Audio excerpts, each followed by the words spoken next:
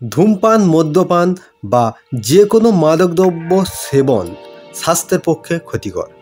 রচক রবি স্বাস্থ্যের পক্ষে ক্ষতিকর এমন কোনো মাদক দ্রব্যকে সমর্থন করে না। নমস্কার বন্ধুরা, আমি রবি, আর আজকে আপনাদের জন্য আমার লেখা এক জমজমাট গল্প অতৃপ্ত। অতৃপ্ত গল্পটি শোনার পর আপনাদের মতামত জানাতে ভুলবেন না কিন্তু। তাহলে আর দেরি না করে অতৃপ্ত গল্পটি শুনে ফেলি সকলে।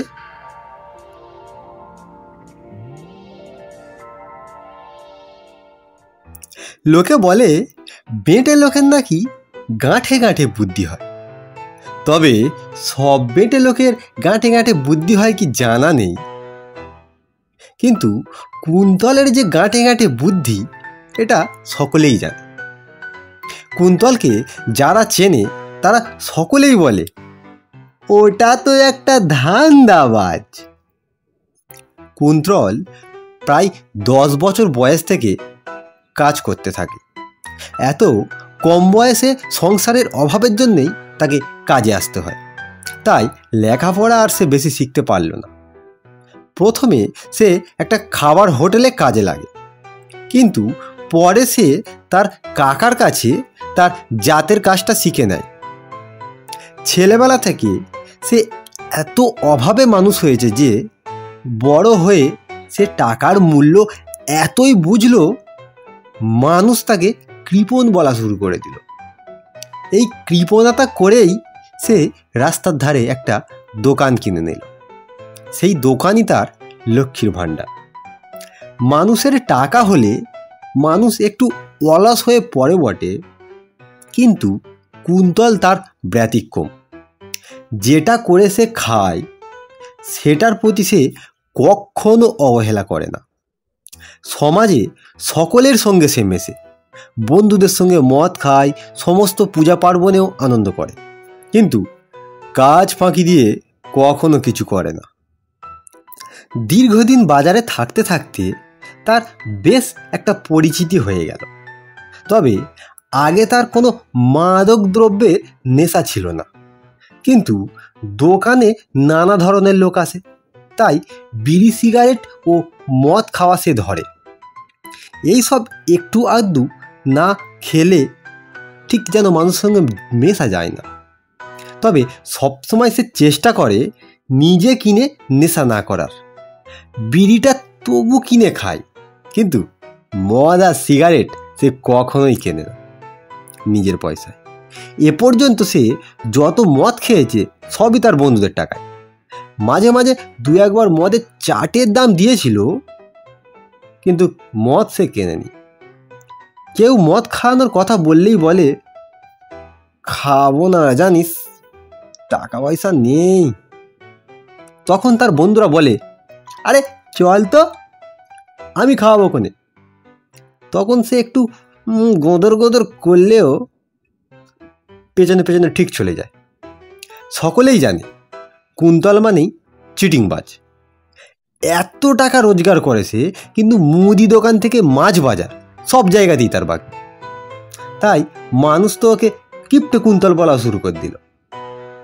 টাকা চাইলেই বলে কালকে দেবো কোনি, আমি কি দোকান নিয়ে চলে যাচ্ছি নাকি।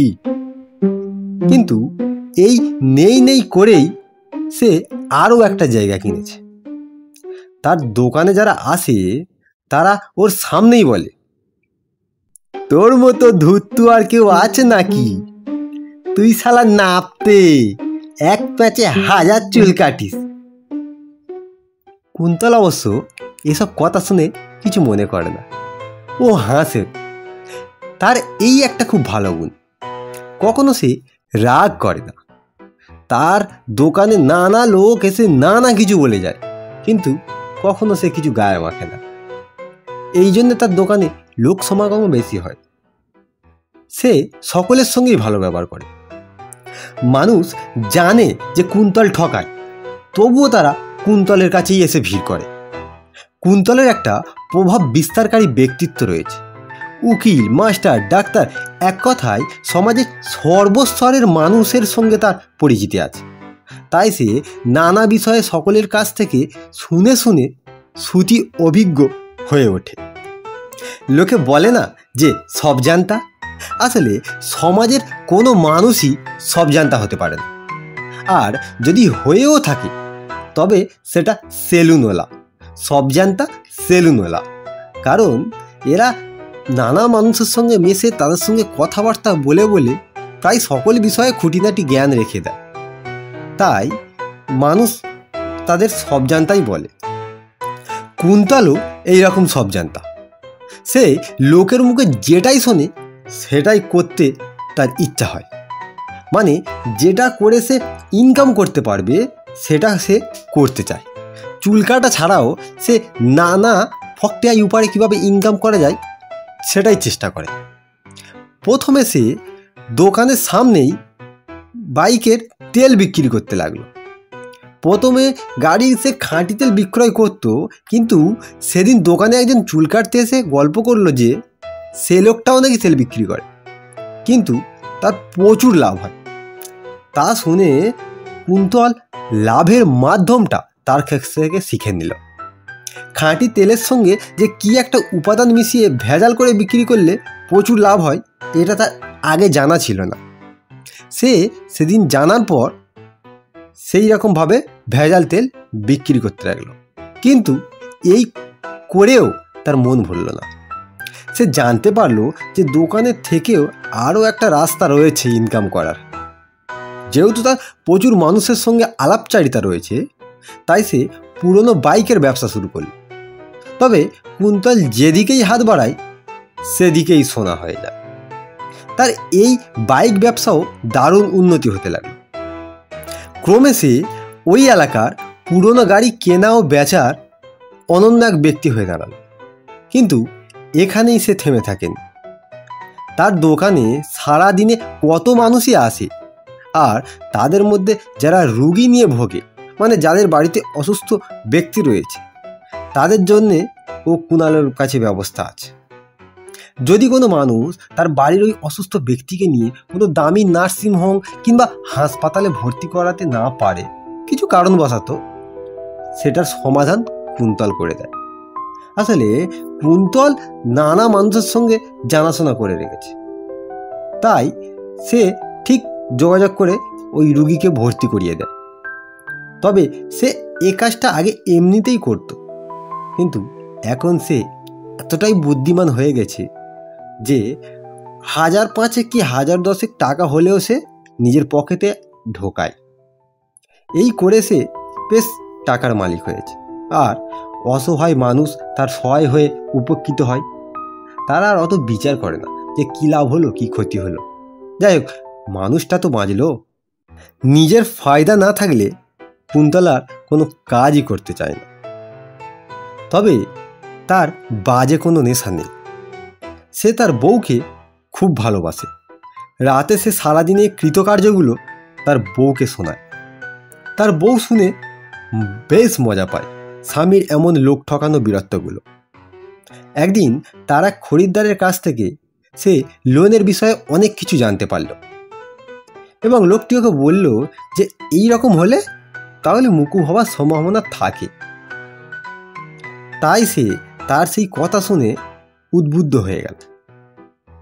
সেই রকম একটা কাজও করে বসল সে, কিন্তু হিতে একটু বিপরীত হয়ে গেল। গ্রামীণ ব্যাংক থেকে লোন নিল সে। কিছুদিন পর জোর করেই সে নিজের বাইক দুর্ঘটনা ঘটাল। সে শুনেছিল যে লোন গ্রহণকারী ব্যক্তি যদি দুর্ঘটনার শিকার হয়ে হাসপাতাল কিংবা নার্সিংহোমে ভর্তি হয় তাহলে লোন মুকুব হওয়ার সম্ভাবনা থাকে।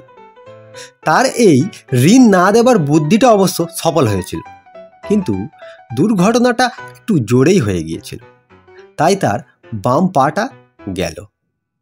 আগের মতো সে আর ভালো করে হাঁটতে পারল না, একটু খুঁড়িয়ে খুঁড়িয়ে চলতে হয় তাকে। যাই হোক, তবু এতে কোনো আফসোস নেই তার, মরে যায়নি তো সে, টাকাটাও এলো। ইদানিং সে নতুন একটা মদলো পাঁটি, কিন্তু উপযুক্ত সময় না আসায় সে চুপ করে থাকে। ভেতরে ভেতরে যা যা করণীয় সে সব করে ফেলেছে। শুধু লোহা গরম হবার অপেক্ষায়। হঠাৎ একদিন এক কাণ্ড ঘটল, চারিদিকে শোরগোল বেঁধে গেল। কুন্তলের বাড়ির লোক কুন্তলকে খোঁজাখুঁজি আরম্ভ করে দিল। আজ 2 দিন হলো সে বাড়ি যায়নি। অন্য সময় যদি না ঘরে যেত সে, তবে ফোন করে জানিয়ে দিত বাড়িতে, কিন্তু তাও করেনি সে। ওদিকে আরও একজন ব্যক্তি নিখোঁজ ব্যক্তিটি কুন্তলেরই বন্ধু। সে কুন্তলেরই দোকানে আড্ডা মারত। কুন্তলের সঙ্গে তার অন্তরঙ্গ সম্পর্ক ছিল, কিন্তু সেও নিখোঁজ। কুন্তল যেদিন থেকে নিখোঁজ সেদিন থেকে সেও নিখোঁজ। এদিকে কুন্তলের দোকানের পার্শ্ববর্তী দোকানদারগুলো এক বিশ্রী গন্ধে অতিষ্ঠ হয়ে যেতে লাগলো। গন্ধটা তবে কুন্তলের দোকানের ভেতর থেকেই আসছে। কুন্তলের বাড়ির লোক তাকে দোকানে খুঁজে এলো এবং কুন্তলের অন্তরঙ্গ বন্ধু আলকাসের বাড়ির লোকও কুন্তলের দোকানে খুঁজে এলো। ওরা প্রথমে ভেবেছিল হয়তো কোথাও ঘুরতে গেছে। আসলে ওরা ওই রকমই, হুটহাট করে ইচ্ছা হলেই যেখানে সেখানে ঘুরতে চলে যায়। কত বাড়ি তো বকখালি, দীঘা ঘুরে চলে এলো ওরা। কিন্তু যদি দূরে কোথাও যায় তাহলে বাড়িতে তো একবার জানিয়ে যেত।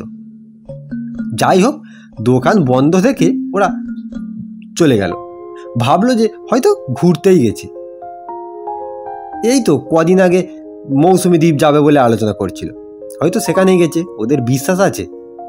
কুন্তল ও আলকাস দুজনারই বাড়ির লোক ফিরে গেল। দুজনার ফোনই বন্ধ হয়ে আছে। আরও 2 দিন পর কুন্তলের পাশের দোকানদারগুলো খুবই বিরক্ত হয়ে উঠল। এইরকমভাবে কি থাকা যায়? এত যদি দুর্গন্ধ বের হয়, কুন্তল কি দাড়ি কাটার পর নোংরা ফোমগুলো ভেতরে জমা করে রেখে দিয়েছে? না, সে হলে তো এত গন্ধ বের হবে না। কোনো রকমে সেদিনটা কাটল, কিন্তু পরদিন আর সহ্য করতে পারল না তারা। কুন্তলের বাড়ির লোককে ডেকে তারা কুন্তলের দোকানের তালা ভাঙল। দোকান খোলা মাত্রই সকলের নাকে এক বিশ্রী গন্ধ এসে ধাক্কা মারল। সকলে নাকে জামা কাপড় দিয়ে পালিয়ে যেতে লাগলো। একই গন্ধ দোকানের ভেতর। লোকে বমি করে হাল্লাক হয়ে গেল, যেন মানুষ পচার গন্ধ। তবে মানুষ পচার গন্ধ নয়, সত্যিই একটা মানুষ পচে আছে। সবাই অবাক হয়ে গেল। একটা লোক মেঝেতে মরে পড়ে আছে, তার চারিদিকে মদ, বোতল, ভাঙা কাঁচের টুকরো ছিঁড়িয়ে ছড়িয়ে রয়েছে। কিছু সিগারেটের পোড়া অংশও পড়ে রয়েছে। 2টো জলে খালি বোতলও পড়ে রয়েছে সেখানে। হঠাৎ একজন পাশ থেকে বলে উঠল, এই যে আলকাস মরে পড়ে আছে। আলকাস মরে পড়ে আছে শুনে সবাই শোরগোল বাঁধিয়ে দিল। নানা লোক নানা কথা বলতে শুরু করে দিল। খবর পেয়ে আলকাসের বাড়ির লোকও এলো এবং তারা কাতর কণ্ঠে কান্না জুড়ে দিল। মানুষ তবে বেশিক্ষণ থাকতে পারছে না সেখানে। যেই আসে সেই নাকে রুমাল কিংবা কাপড় চাপা দিয়ে চলে যায়। এত গন্ধ যে দাঁড়ানো মুশকিল। আলকাসের বাড়ির লোকের সঙ্গে কুন্তলের বাড়ির লোকে প্রায় হাতাহাতি বেঁধে গেল। শেষ পর্যন্ত পুলিশ এসে পরিস্থিতি সামাল দেয়। পুলিশ আলকাসের মৃতদেহটিকে নিয়ে যেতে চাইল, কিন্তু আলকাসের বাড়ির লোক সেটা দিতে চাইল না, তারা মাটি দেবে বলে। কিন্তু তারা শুনল না। পুলিশ বলল, এটা একটা বড় কেস, আমাদের দেখতে হবে ব্যাপারটা কি ঘটেছে। আলকাসের বাড়ির লোক বলে, স্যার, এখানে কিচ্ছু দেখার নেই। যা দেখার দেখা হয়ে গেছে। কে মেরেছে আমার আব্বাকে সেটা ভালো করেই জানি আমরা। সময় আসুক, আমরা ব্যবস্থা করে দেবো। কদিন আপনারা ওদের প্রোটেকশন দেন দেখব। তারা বুঝলো যে কুন্তলই এ কাজ করেছে, কারণ আলকাসের সঙ্গে কুন্তলের এত ঘনিষ্ঠ সম্পর্ক, আর কুন্তলের দোকানে আলকাস মরে পড়ে আছে। এর থেকে কি বোঝা যায়? আবার আলকাসের পকেটে নাকি 1 লাখ টাকাও ছিল, সেটাও নেই, পকেট ফাঁকা। স্থানীয় নেতা এসে ঘটনাটা একটু মিটমাট করে দেয়। আলকাসকে তুলে দেয় আলকাসের বাড়ির লোকের কাছে, যাতে তারা সৎকারটা করতে পারে। কিন্তু পুলিশ মৃতদেহ দিতে রাজি হয়নি। অনেক কথাবার্তার পর পুলিশ রাজি হয়। স্থানীয় নেতা জানায় যে আমরা তো আর জানি না যে কে প্রকৃত হত্যা করেছে আলকাস দাকে। যেই করুক, ধরা তো অবশ্যই সে পড়বে। আর যদি কুন্তলই করে থাকে, সে কোথায় পালিয়ে বেড়াবে? 1 লাখ টাকা নিয়ে সে কি করবে শুনি? যখন আসবে তখন তার বিচার হবে। যতদিন না সে আসছে আর ঠিক বিচার হচ্ছে উপযুক্ত, ততদিন পর্যন্ত এই দোকান বন্ধ থাকবে। এই বলে স্থানীয় নেতা চলে গেল। কিছুদিনের মধ্যেই পরিস্থিতি প্রায় শান্ত হয়ে এলো, কিন্তু কুন্তল আর ফিরল না। লোকে আলোচনা করে যে চিটিং বাসটা আর এমুকো হলো না, কোথায় আছে তা কে জানে। একজন বলে, লোকের টাকা নিয়ে হত্যা করেছে, ও ফিরবে ভেবেছ? আর ফিরবে না। আলকাসের বাড়ির লোক কিন্তু বাইরে থেকে চুপ থাকলেও ভেতরে ভেতরে উত্তপ্ত হয়ে রইল। তাদের বিচার তারাই করে নেবে, শুধু কুন্তলকে একবার সামনে পাক। একদিন রাতে আলকাসের ছেলে ইলিয়াস কাজ থেকে বাড়ি ফিরছিল। আজ ওভার টাইম কাজের জন্য বাড়ি ফিরতে একটু রাত হয়েছে তার। হেঁটেই আসছিল সে। চারিদিক শুনশান, রাস্তার কুকুরগুলো ঘুমিয়ে কাত হয়ে রয়েছে। ইলিয়াসের হাতে ফোনের টর্চ লাইট ছিল। বাজারের কাছে এসে সে হঠাৎ থমকে গেল। কে যেন সামনের দোকানটার কাছে দাঁড়িয়ে আছে। ইলিয়াস একবার পাশ ফিরে দেখল, তারপর সে আবার যেমন যাচ্ছিল তেমন চলতে শুরু করলো। হাত 10 যাওয়ার পর ওর মাথায় কি একটা ভাবনা এলো। তারপর কি একটা ভেবেই সে হঠাৎ পেছন ঘুরেই দৌড় দিল। ওই ওই দাঁড়া দাঁড়া বলছি। এই বলে সে দৌড়তে লাগলো।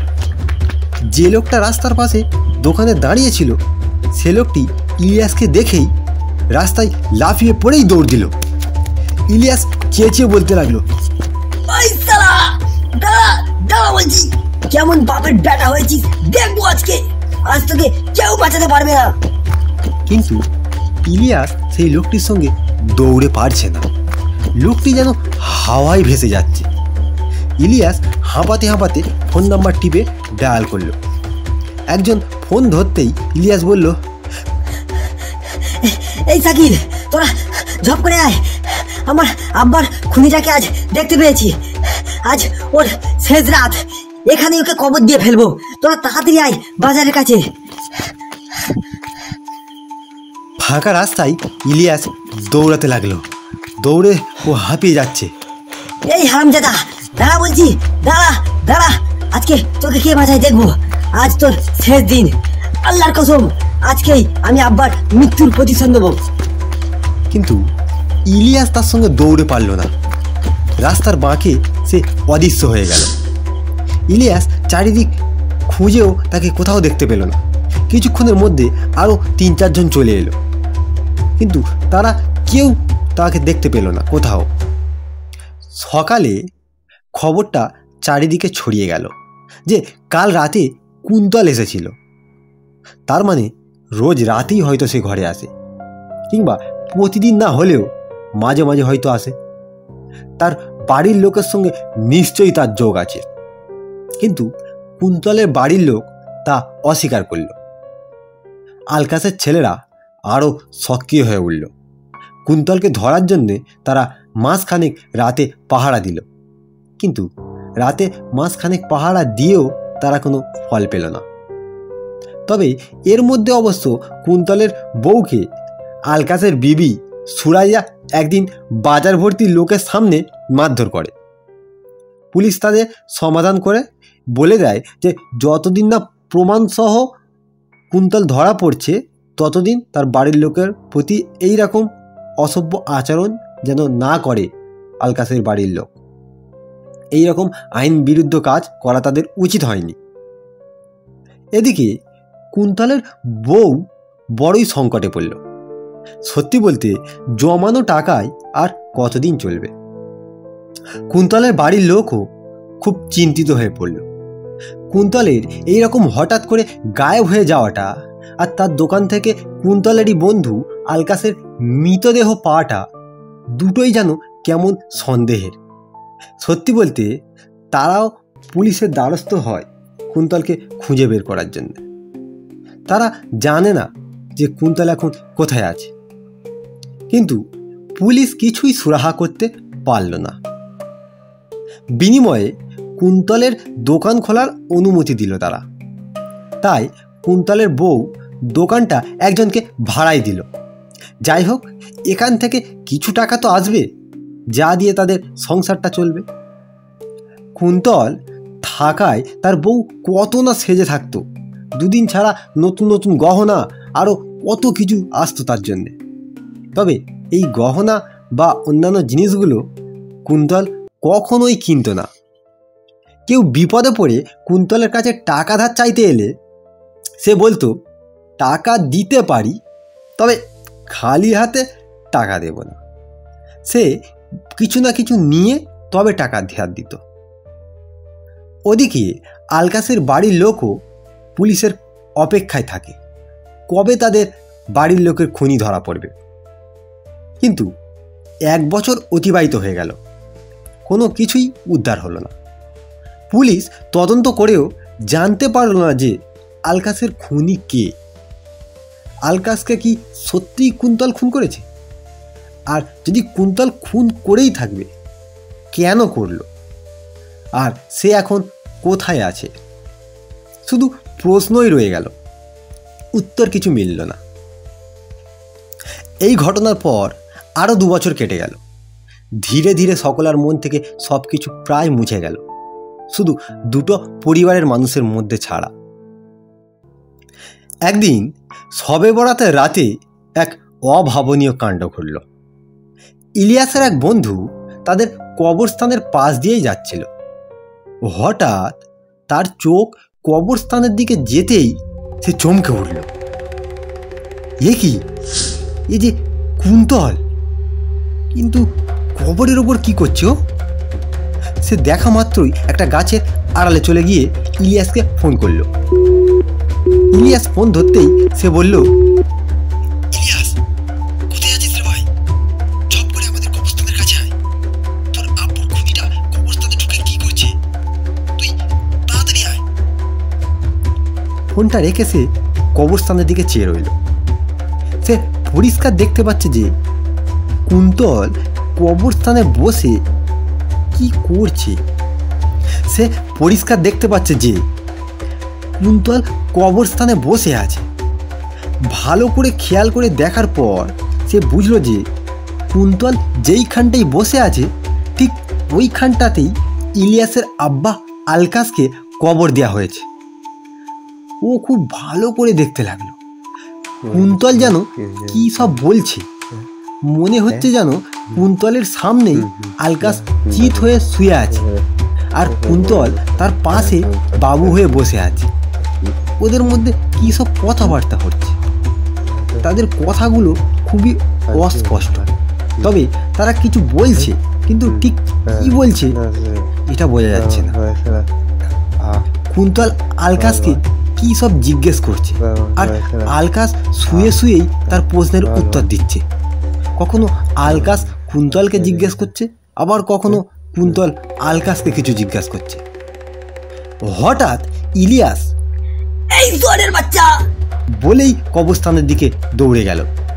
আর তখনই কুন্তল তাকে দেখেই চমকে উঠল এবং তারপর সে পাশের বনবাদার ফুঁড়ে শুকনো মাঠের উপর দিয়ে দৌড়তে লাগলো। ইলিয়াস তার পেছনে পেছনে ছুটল এবং ইলিয়াসের বন্ধুও তাদের পেছনে গেল। মাঠ পেরিয়ে কুন্তল পাকা রাস্তায় উঠল। পেছনে পেছনে এরা দুজনেও তাকে অনুসরণ করে চলতে লাগলো। পেছন থেকে ইলিয়াস নানা হুঙ্কার দিতে লাগলো। ওদের সারা দেহ ঘামে ভিজে গেল, কিন্তু কুন্তলের নাগাল তারা পেল না। কুন্তল দৌড়াতে দৌড়াতে তার সেই সেলুন দোকানের কাছে এলো। ইলিয়াসরা দৌড়ে যখন সেখানে এসে পৌঁছালো তখন আর তাকে দেখতে পেল না। ইলিয়াস বলল, এখানেই কোথাও লুকিয়ে আছে হারামজাদাটা।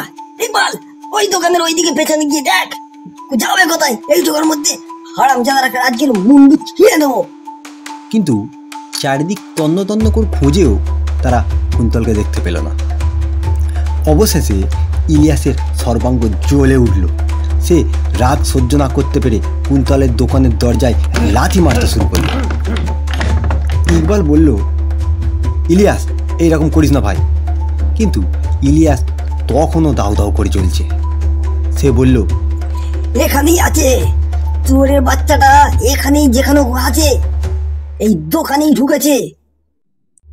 ইকবাল বলল, একটু শান্ত হ তুই, দোকানে বাইরে থেকে তালা মারা, কি করে সে ভেতরে ঢুকবে? ইলিয়াস একটু শান্ত হলো। বাড়ি ফিরতে ফিরতে ওরা দুজনে একটা কথা ভাবতে লাগলো।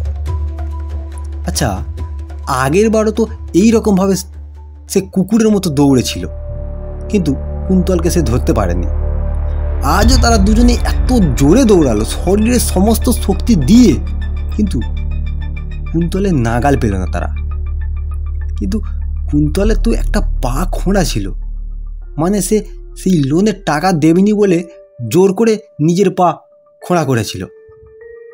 তাহলে খোঁড়া পায়ে নিয়ে এত জোরে সে কি করে দৌড়ায়? যখন দৌড়াচ্ছিল তখন একবারও মনে হয়নি যে তার পা খোঁড়া, সে খুঁড়িয়ে খুঁড়িয়ে দৌড়াচ্ছে। তাহলে ওদের গায়ে কেমন কাঁটা দিল, শরীর শিউরে উঠল। ওরা বলল, এই ইকবাল চল বাড়ি যাই, আজ সবে বরাতের রাত।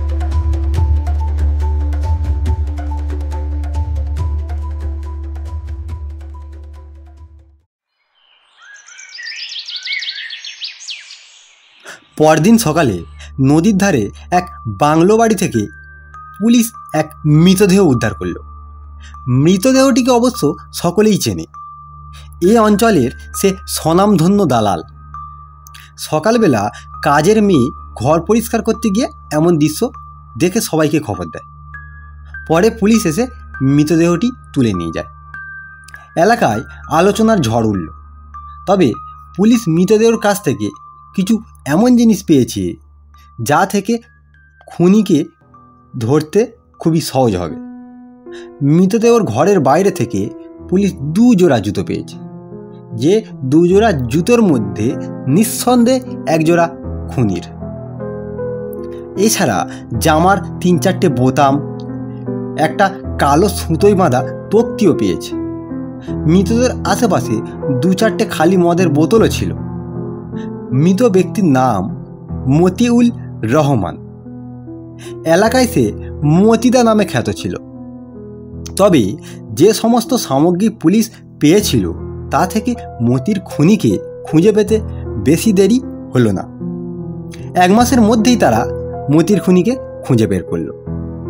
খুনি আর কেউ না, মতিরই এক ঘনিষ্ঠ বন্ধু রমজান। মতিকে খুন করেছে এলাকা ছেড়ে পালিয়ে যায়, কিন্তু এত প্রমাণ সে রেখে গিয়েছিল যে অবশেষে তাকে ধরা পড়তেই হলো। মতির ছেলেপুলেরা তো রমজানকে এই কাটে এই মারে অবস্থা। পুলিশ তাদের শান্ত করে রমজানকে উপযুক্ত শাস্তি দেবার কথা জানায়।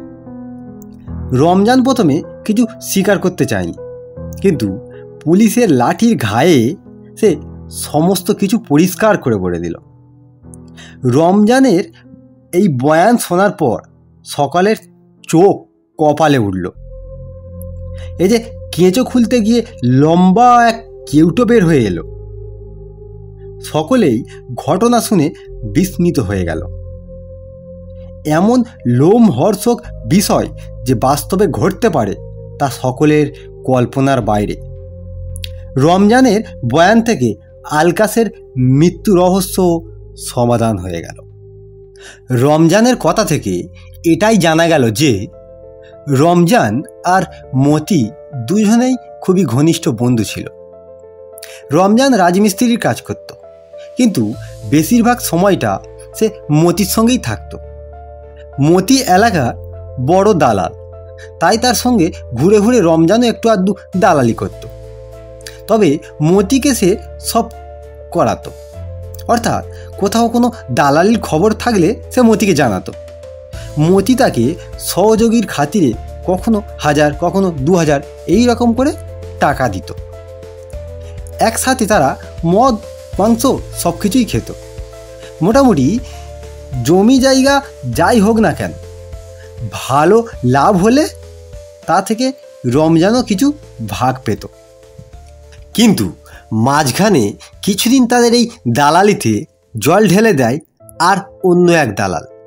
তবে সে এদের মতো নয়, পার্টির সঙ্গে কাস্টমারের সাক্ষাৎ করিয়ে তাদের সমাধান করে বিনিময়ে কিছু টাকা নিত সে, তবে সেটা অতি সামান্য। আর এই অতি সামান্য লাভে দালালি করা লোকটাই হলো আলকাস। তাই মতি যে অত্যাধিক ঘাবলা করে এটা ক্রমে সকলেই জানতে পারে। আর এটা ছড়ানোর প্রাণ কেন্দ্র ছিল কুণালের সেলুন দোকান, কারণ কুন্তলের সঙ্গে আলকাসের খুব ভালো সম্পর্ক। আলকাস বেশিরভাগ সময় কুন্তলের সেলুন দোকানেই থাকতো, আর এই দালালির গল্প তার দোকানে চলতো। আলকাস খুব ভালো প্রকৃতির মানুষ ছিল, সে সব গল্প কুন্তলকে করত। কোথায় কোন জমি বিক্রয় আছে, কোথায় কোন দোকান ভাড়া দেবে কিংবা বিক্রয় হবে, কোন জায়গাটা দালালি করে সে কত টাকা পেল, ইত্যাদি ইত্যাদি। এই সব গল্প শুনে কুন্তলেরও দালালির শখ জাগে, কিন্তু সে ঠিক সুযোগ পায় না। আলকাসকে সে বলে যে সেও তার সঙ্গে দালালি করবে, কিন্তু আলকাস তাকে বলে, যেমন চুল কেটে খাচ্ছিস খানা ভাই, এসব ছেঁড়া ঝামেলায় আসছিস কেন? কিন্তু কুন্তল মানতে যায় না তার কথা। সে বলে, হ্যাঁ হ্যাঁ, ছেঁড়া ঝামেলা তো বটে, ওই জন্য তো তুমি ফকটিয়ায় ইনকাম করছো বসে বসে। কুন্তলের লোভ হয় যখন আলকাস বলে, আজ এত টাকা পেলাম, কাল অত টাকা নিলাম। সে অনেকবার বলেছে আলকাসকে তার সহযোগী হিসেবে রাখার জন্য, কিন্তু আলকাস কখনো রাজি হয় না। অথচ সে কুন্তলের দোকানে এসে নানা কাস্টমারের সঙ্গে দালালি করছে। এই রকম নানা বিষয় জমতে জমতে কুন্তলের মনে একটা ক্ষোভের অঙ্কুর জন্ম নেয়। আর এই অঙ্কুর বৃদ্ধির সহযোগী পরিবেশ তৈরি করে মতি। একটা বড় জায়গার দালালি নিয়ে মতি আর আলকাসের মধ্যে একটু দ্বন্দ্ব বাঁধে। একটা জায়গা বিক্রি করে মতি লাখ 10 টাকা ঘাবলা করার ধান্দায় ছিল, কিন্তু আলকাস সেটা লাখ 2 টাকা রেখেই একটা পার্টিকে বিক্রয় করার সিদ্ধান্ত নেয়। তাই মতি আলকাসকে বোঝায় যে এই দালালিটা তার উপর ছেড়ে দিতে, কিন্তু আলকাস রাজি হয় না। মতি আরও বলে যে এই দালালিটা যদি তাকে ছেড়ে দেয় তবে সে তাকে অনেক টাকা দেবে, কিন্তু আলকাস জানায় যে তার এই রকম কাজ করতে ভালো লাগে না। সে নিজে দালাল হয়ে আবার নাকি অন্য দালালের কাছ থেকে টাকা নেবে। তাছাড়া সে নিজের দমে দালালি করে, বাজারে তার একটা আলাদা ব্যক্তিত্ব রয়েছে। মতি অনেক বুঝিও হয়নি, তাই সে কুন্তলকে দোকানে এসে এই গল্পটা করে। কুন্তল তখন ঝট করে একটা বুদ্ধি খেলে, তবে তারও একটা শর্ত ছিল, তাকেও কিছু দিতে হবে। তবে কুন্তল এতটাই বুদ্ধিমান যে দালাল মতিকেও টুপি পরানোর সিদ্ধান্ত নেয়। মতি তাতেই রাজি হয়। মতি কুন্তলকে বলেছিল যে কোনো প্রকারে আলকাসের সঙ্গে তার একটু নির্জনে কথা বলার সুযোগ করে দিতে, আর এটা শুধুমাত্র কুন্তলের দ্বারাই সম্ভব ছিল। ওদের মধ্যে যুক্তি হয় যে দোকানে কুন্তল আর আলকাস থাকবে, কিছুক্ষণ পরে মতি আসবে। কথা মতো সেদিন কুন্তল আলকাসকে মদ খাওয়ার কথা বলে। আলকাস বলে, ঠিক আছে, হবে ক্ষণে, অনেকদিন তো খাওয়া হয়নি। কথা মতো রাতে কাজের শেষে কুন্তল আর আলকাস দোকানের ভেতরে মদ খেতে বসল। কিছুক্ষণ পরে মতি আর রমজান এসে হাজির হলো। ওরা ব্যাগে করে মদ নিয়ে এসেছিল। এমন একটা অজানা ভাব দেখালো যেন কেউ কিছুই জানে না। মতি বলল, কুন্তল, চুল কাটবো বলে এলাম। কুন্তল বলল, দোকান বন্ধ হয়ে গেছে তো, এখন আর হবে না, খুরকাজি সব গুছিয়ে দিলাম, ঝাঁটপালা দিয়ে দিলাম, এখন আর হয়। মতি আবার বলল, তাহলে হবে না একদম? কুন্তল বলল, না গো মতিদা, হবে না। মতি বলল, তাহলে চল রমজান, চলেই যাই। এই বলে তারা মিছিমিছি চলে যাচ্ছিল। হঠাৎ পেছন ঘুরেই বলল, এই কুন্তল, একটা কথা বলবো, কিছু মনে করবি না? কুন্তল বলল, কি? এই তোর দোকানে বসে একটু মদ খাওয়া যাবে? কুন্তল একটু নেকামো করে বলল, খাওয়া যাবে মানে ভেতরে তো একজন আছে। এই বলে সে আলকাসের দিকে তাকালো, তারপরে বলল, ঠিক আছে, এসো, আপত্তি নেই। তারপর একসাথে ওরা মদ খেতে শুরু করলো। ক্রমে ওদের মধ্যে গল্প শুরু হয়ে গেল। তারপর যেটা প্রধান উদ্দেশ্য সেটা নিয়ে কথা উঠল।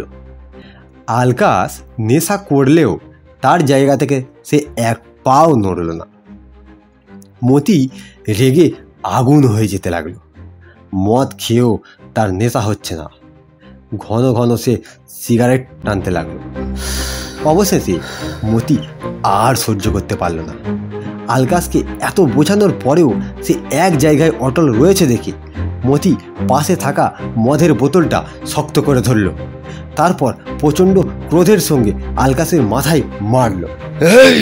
আর পরক্ষণেই আলকাস মেঝেতে লুটিয়ে পড়ল। রমজান আর কুন্তল হতবাক হয়ে গেল। ওরা মতিকে বাধা দিতে গেল, কিন্তু ততক্ষণে মতি আরও একটা মদের বোতল আলকাসের কপালে ঠাঁই করে মারল। আলকাসের আর সারা শব্দ নেই। কুন্তল তাকে বলল, এই মতিদা, কি করলে তুমি? সে প্রচণ্ড ভয়ে ঘেমে গেল। রমজান বলল, এই মতি, এই চল, এখানে থাকা ঠিক হবে না। কুন্তল বলল, চলে যাবে মানে? এটার কি হবে? মতি বলল, ওটা এখন ওখানেই থাক, তুই দোকান বন্ধ করে আমাদের সঙ্গে আয়। একটু রাতের দিকে ওটাকে গঙ্গায় ভাসিয়ে দেব, আর ওর পকেটে কি আছে দেখে নে। দোকান বন্ধ করে ওরা তিনজনে মতির বাংলো বাড়িতে এলো। মতির যেন কোনো চিন্তাই নেই। সে বাংলো বাড়িতে এসে সোফায় বসে পড়ল এবং হাতে ধরে মদের বোতল থেকে মদ খেতে লাগলো। কিন্তু কুন্তল অস্থির হতে লাগলো। সে ঘন ঘন বিড়ি টানতে লাগলো। হাত পাগুলো তার সবসময় কাঁপছে।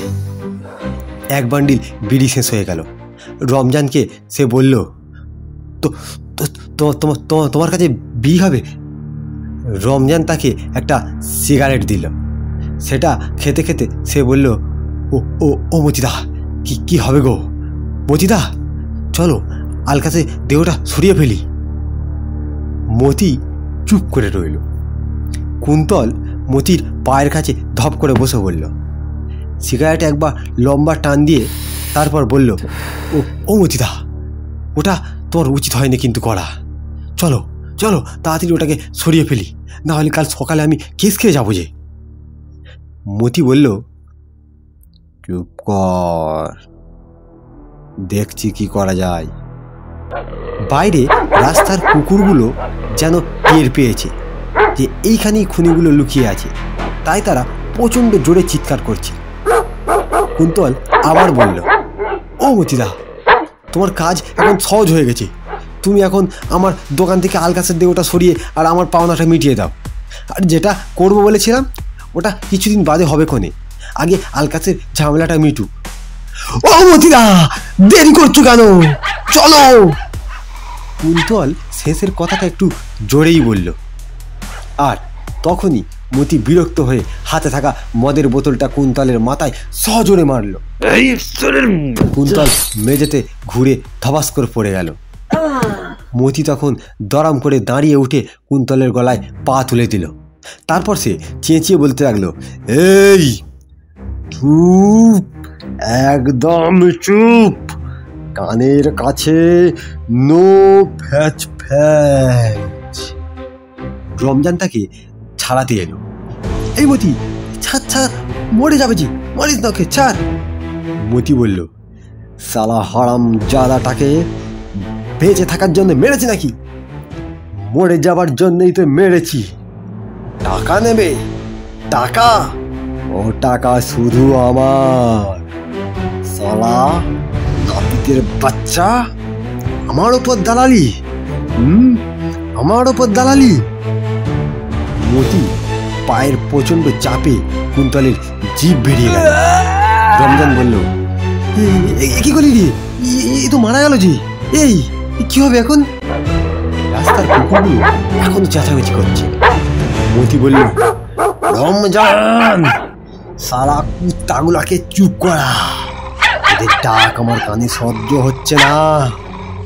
রমজান বলল, মতি একটু শান্ত হ, তোর নেশা হয়ে গেছে, তুই ঘুমা ভাই, ঘুমা। মতি বলল, রমজান, আমি নীরবতা চাই, কুত্তাগুলাকে চুপ করা, আমার কানে সহ্য হচ্ছে না। রমজান বলল, রাস্তার কুকুরকে কি করে চুপ করাবো? মতি একটু ক্রুদ্ধ হয়ে বলল, রমজান, চুপ করা, কোনো কথা শুনতে চায় না আমি, যেটা বলেছি সেটা কর। রমজান একটু বাইরে গেল। কিছুক্ষণ পরে সে আবার ফিরে এলো, কিন্তু কাজ কিছুই হলো না। কুকুরগুলোকে সে তাড়িয়ে দিয়ে এলো বটে, কিন্তু তারা সেই আবার আগের মতোই ঘরের দিকে চেয়ে ঘেউ ঘেউ করতে লাগলো। মতি বলল, কি হলো রমজান, ওরা এখনো চেঁচাচ্ছে কেন? এই কি হলো রে? রমজান বলল, রাস্তার কুকুর কি ওই রকম দাবড়ে থামানো যায় নাকি? মতি একটু কুর হাসি হাসলো।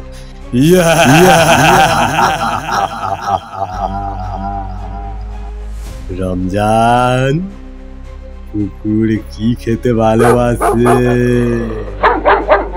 রমজান বলল, কেন, মাংস? মতি ফিরে আবার সেই রকম কুর হাসি হাসতে লাগলো।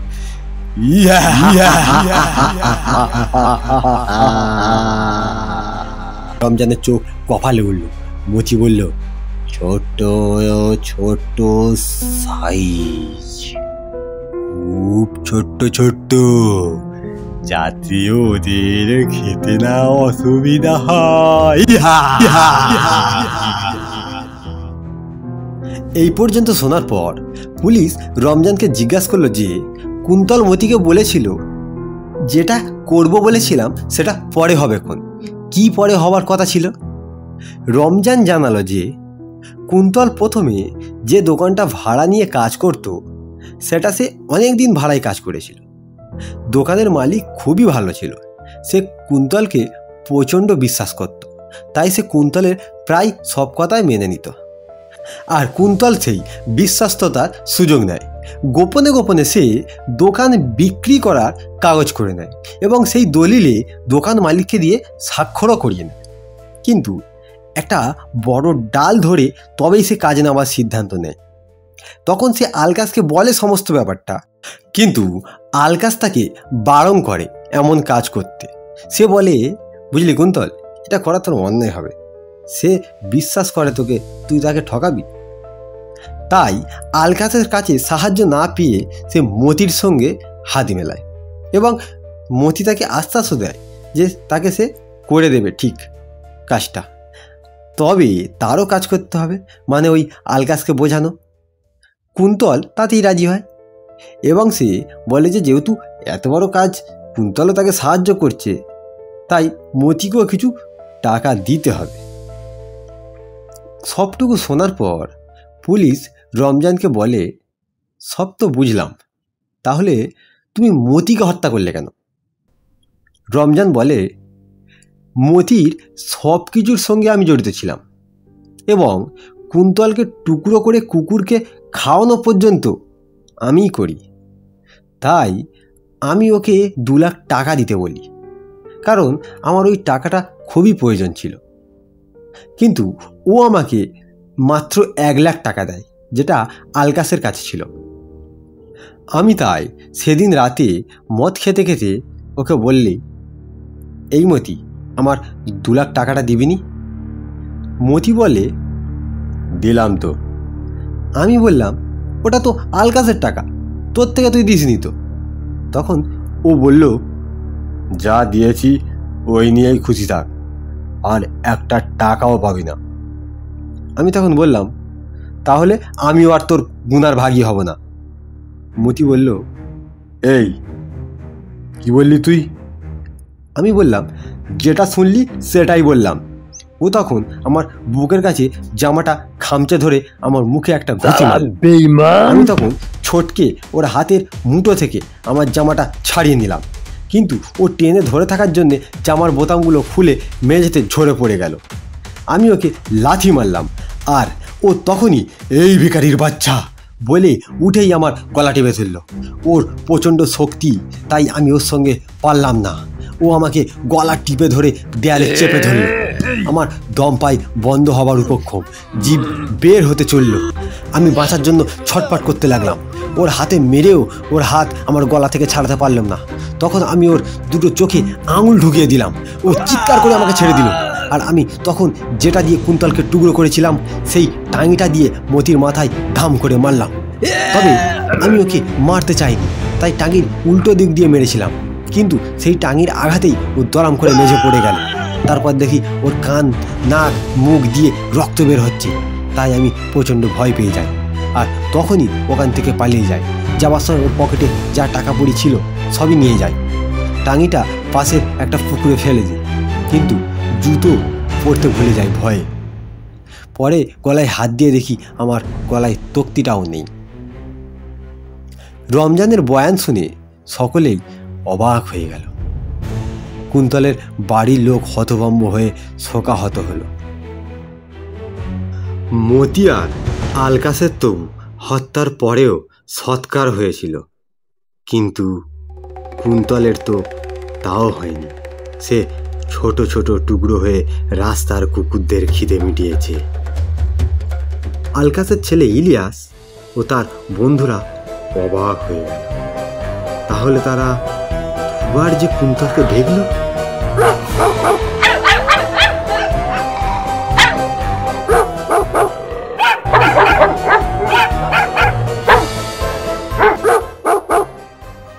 শুনছিলেন আজকের গল্প অতৃপ্ত।